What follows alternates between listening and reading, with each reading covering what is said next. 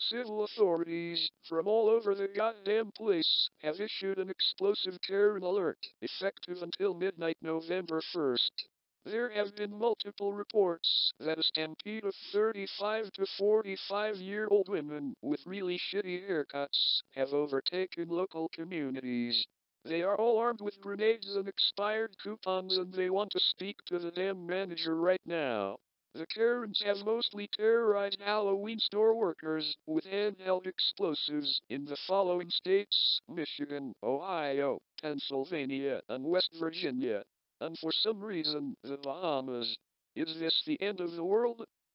Probably.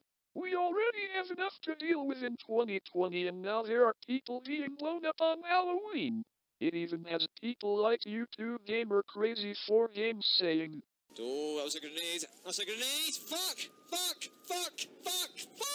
there are reports that people who claim to be managers are asking the Karens to leave for violating their store's no grenade policy, but so far it ain't fucking working. What's that? We are now receiving reports that Karens are walking shirtless into intersections and yelling at cars to slow down while carelessly lobbing grenades in all directions. These get insanely fucking stupider each year. Anyway, as I was saying, wait, why do I hear footsteps? Holy ice cream shit sundae with titty sprinkles. 45 grenade-wielding Karens just entered the EAS headquarters. No! Do not put that grenade up my ass.